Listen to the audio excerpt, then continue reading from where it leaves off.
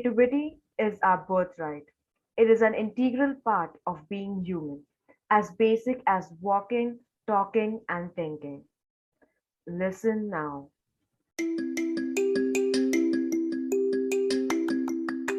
Hey, you're listening to Mystic Dummies. This is your host, Jennifer.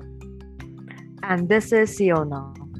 This podcast is where we bring our life experiences, have conversations, and shine a light upon everyday mysteries. From mysteries of this world to the mysteries of ourselves, we talk about it all. If you are looking for a sign, this is it. Tune in to Mystic Dummies every week right here.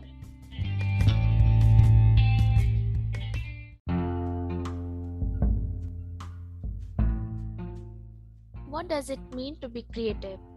As children, we all have learned that creativity is something that exists in an art class. Well, even now I misunderstand creativity as doing art, drawing, painting, or writing. But being creative is so much more than this. Creativity is something that is inherent in every human. We are all born as spontaneous and creative thinkers.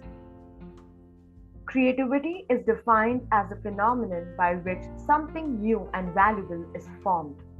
If you think about how far we as a population have advanced, it will be astonishing as each invention and new idea shows creativity.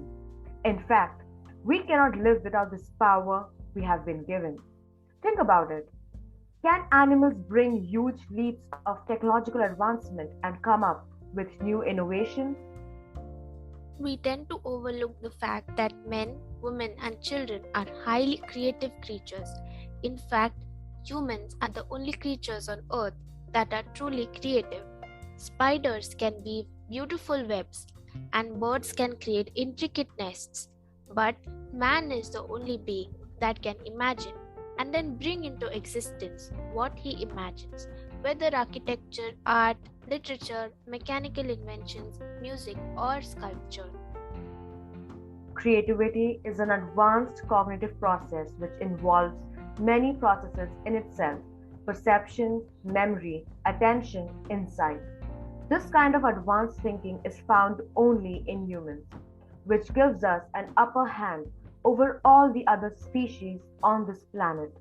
I would like to add that the creative aspect is there in each one of us, whether we agree or not. Like we said earlier, it is inherited and inborn. Let me explain this. When a baby is given any object, they immediately try to find out the use of it. Maybe put it in their mouth or look at it carefully. If it's a ball, they bounce it and see. We are all explorers.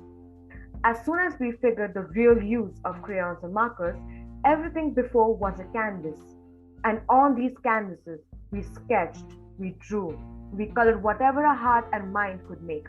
We created heads with long arms and legs. The sky was purple and the grass was definitely orange for us. There is no second guessing. There are no rules regulating our world until we were told we had to color inside the lines. We didn't care if we were wrong because we knew we were right. We are all artists. Yes, when we first entered school, we literally started from scratch, learning alphabets and gradually learning processes like why mitochondria is the powerhouse of the cell. We are all students. We make connections to what we know and what we are learning. When we talk in metaphors to explain something, we are all poets. In our lives, all of us strive to gain expertise in some or the other area. We can use this expertise to solve problems, find solutions, and achieve new results. Hence, we all are experts.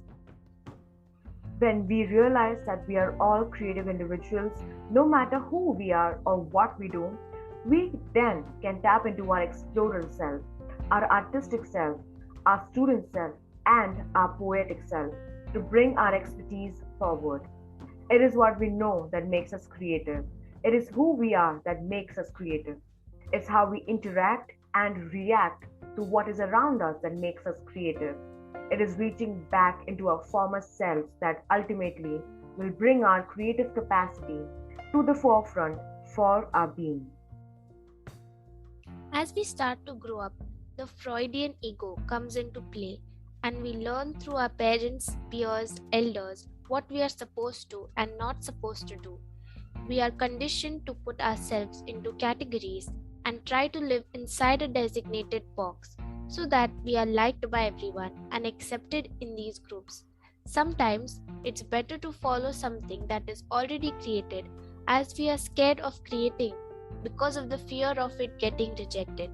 Hence, we stop being creative and instead follow whatever is already in existence. We stay in the box, although it's our nature to be outside the box. Man has not only got power to be creative, but also to create. What do you think about this, Siona? Even our thoughts are made up of energy and what we think we can get into existence. As human beings, we have a huge imagination, and whatever we imagine, we can create.